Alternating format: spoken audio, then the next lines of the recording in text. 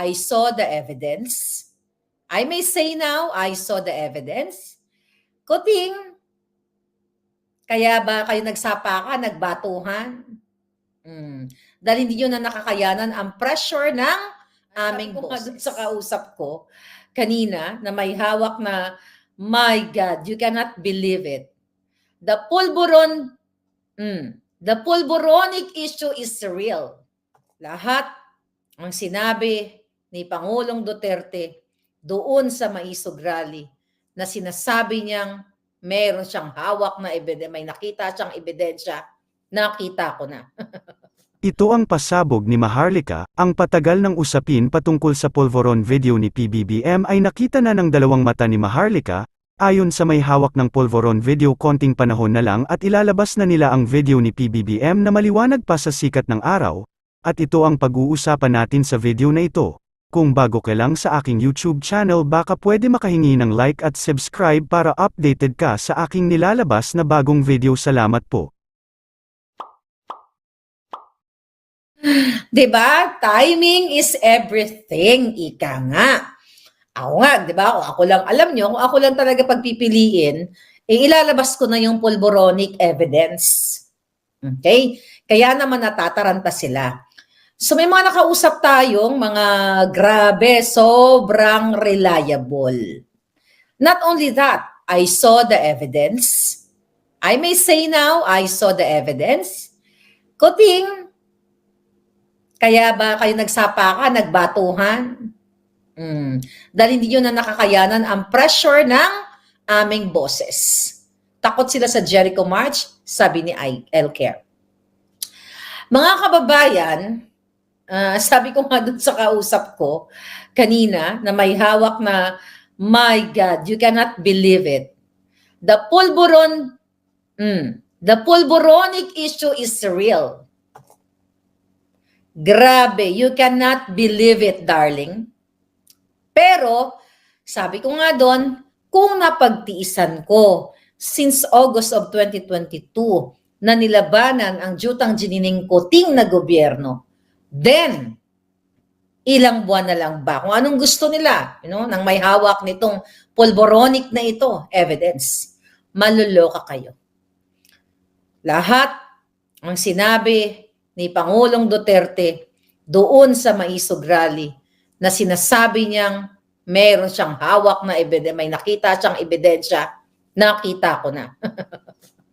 Kuting, ang kapal ng mukha mo. Kung ako sa'yo, bago ka karayin, ay nako, lumisan ka na kung ayaw mo mapahiya sa taong bayan. Dahil the moment na inilabas itong ebidensya laban sa'yo, ang kapal ng mukha mo na mananatili ka pa sa pwesto. Right? Sabi ni Ronnie, wag mo na ilabas ang pulboronic evidence, sayaan mo na muna. Well, sabi ko nga sa inyo, darating ang tamang panahon. And now, dun sa mga in-expose ko sa inyo, since 2022, alam ko naman, may, you know that already. Pero nadagdagan yung ebidensyang nakita natin. Na itong si Marcos Jr. ay talagang bangag na bangag at hanggang ngayon ay patuloy ang kanyang sesyon. Diba? Baka mababadaan kayo sa BGC. O, diba? Diyan nakatara si Sandro, yung kanyang Junakis. O, baka mapadaan kayo dyan at makita nyo yung kanilang mga sesyon-sesyon. Dahil dyan din nagsisesyon si Kuting. Dati pa. But now, syempre mas masarap sa Malacanang, di ba? Gising nga ng madaling araw si Kuting, sabi niya silang magkakaibigan. 2:00 ng madaling araw, minulto daw sila. 2:00 ng madaling araw. Kaya ang sabi ko, 2:00 ng madaling araw, ba't kagising dun sa sulok ng maidilim? Ibig sabihin, nagpupulburon ka. Or ano ginagawa mo? Alam nga naman, nag-orgy sila. Nabili na nila ang building sa BGC, sabi ni Trollbuster. Oh, wow. Grabe, ano? So, mga kababayan, stay cool. I will try to stay cool. So, dun sa mga ginigipit, kayo dyan, Pastor Kiboloy, Arnie Teves, na ngayon lumalaban ka dyan sa iyong asylum, dyan sa Timor-Leste, General Macanas, Okay? The General's View, lahat ng ginigipit, Attorney Vic Rodriguez, well, wala naman kasi Attorney Glenn Chong, na mamaya makakapiling natin, lahat ng mga ginigipit kayo, mga OFW, konting kembot na lang tayo. Yes, 100% malinaw pa sa sikat ng araw ang polboronic evidence na pertotohanan na si Kuting. Kaya magpiesta na kayo, magpalitsyon na kayo. Mag-party na kayo. Grabe, syokot ako. Sino na syokot? Sabi ni Superga na syokot ka. Okay? Si Sindicata, why I can't send sticker? General Bantag, konting kembot na lang yan. Imagine ninyo. Talagang dapat nawakasan ito. Si Polboronic Kuting. Nakakahiya sa buong mundo maliban sa isyu nila sa pagnanakaw sa kaban ng bayan. Imagine nyo, only in the Philippines na meron tayong Polboronic bangag na presidente na addictus benedictus sa pinagbabawal na pulburon. Kaya naman, no wonder ang PIDEA chief na si Lazo ay pinagtatanggal ang mga matitino. At gusto niyang alagaan yung mga sangkot sa pulburon. Imbes na hulihin ang mga pulboronic manufacturer, katulad ni Sayarot, kaya pala pinakawala ni Kuting. Diba? You know that already. Ni Kuting at ni Lisa, nilagyan pa ng PSG, si Sayarot, kasi nga kasabwat nila. And you will see the evidence in due time, in right time, mga palangga. Kaya pala si Lazo, not si Lazo, si PNP Chief Anacorda, ganun sila. Kaya pala inupo ni Kuting talaga, magtataka, ang mga inupo niya, mga bangag. Confirmed na si Kuting ay isang bangag. Hindi ka na makakatakas, bakla. Kuting, kahit magbatuhan kayo, kahit magsakalan kayo ni Lisa Smugs, hindi ka na makakatakas. Huwag kayong pakakampante mga jutang ginina ninyo. Okay? Agawin nila ang yaman ni Pastor, sabi ni Du. Yeah, kaya you have to celebrate. Ayoko magalit, Ayoko magwala ngayon kasi I'm just waiting. Para ako nasa beach kunyari, I'm just waiting for the right time, Kuting. Meow! Yeah. Grabe, ang kapal na mukha. Ayaw nyo pang umalis. Nagmamadali silang ubusin nila yung pera.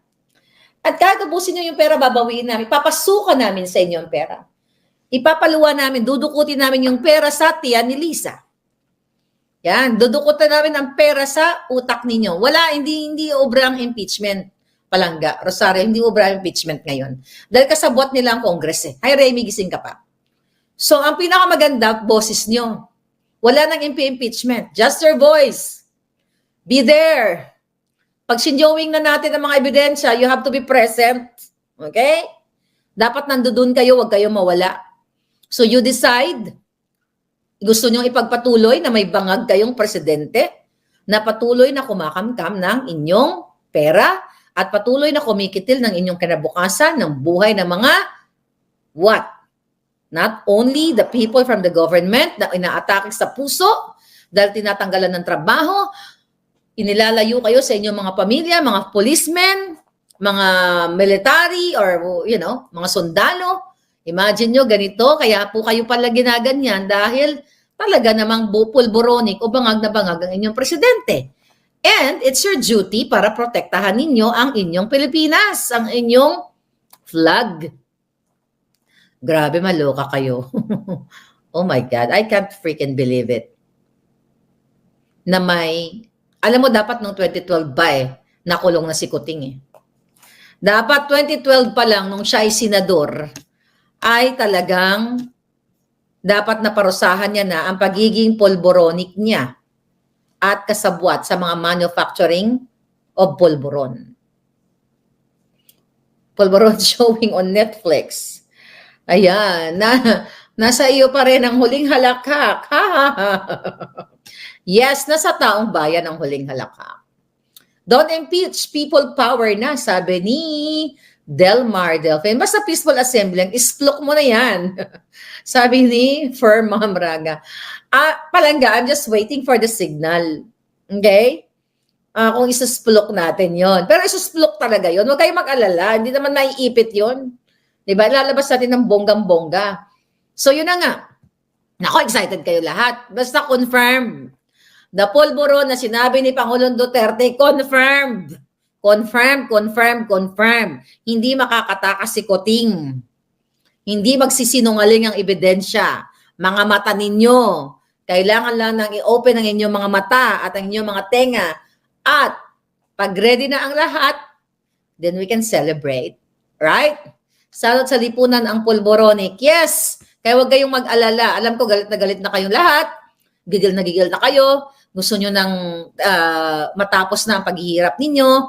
At ngayon, nakita nyo naman, nagbukulan na sila. Wala sila sa ayos. Hindi po sila magjojombagan. Hindi sila magbabatuhan o maglalaglagan sila sa hagdanan, sa dala ng kanilang kalasingan, kabangagan. At wala sila sa ayos. Hindi ganyan ang matino. How come na makapag-lead sila ng bansa kung sila ay laging bangag at nagbubugbugan, nagjojombagan at nagbabatuhan? We don't need them. We need someone na talagang mag-lead sa ating bansa at hindi tatanggalin yung mga police officers, mga major general, mga generals, AFP, military and everything, na hindi sila tinatanggal dahil gumagawa sila ng tama. Hindi dapat ganun. Okay? Pakita na. Huwag kayo masyadong excited. Okay? Antayin natin ang basbas. Sabi ko sa inyo, huwag kayo masyadong excited. Basta meron. I may say meron. Well, sinabi ko na rin sa inyo, meron, sabi ko sa inyo eh. Ay, nako, nakakaloka. Kaya yung mga kongresistang nagkikis-as dyan, kay Kuting, o baka naman bukas makalawa, kay Inday na kayo. Kaya kung ako sa iyo, Day, markahan mo lahat ng mga to. Yung mga traidor, may nakikisabot kay Romualdez at kay Marcos Jr. na addictus benedictus na pulboronic, markahan mo na lahat yan. Dahil kasi, Day, pag dumating ang panahon, at yan, yung mga nakikis-as sa'yo at paboran mo siya, lilipulin namin lahat yan. Makakatikim sa amin. But I know you're smarter than the pulboronic, so markahan nyo na lahat yan. Babaliktad kayong lahat. Tangina.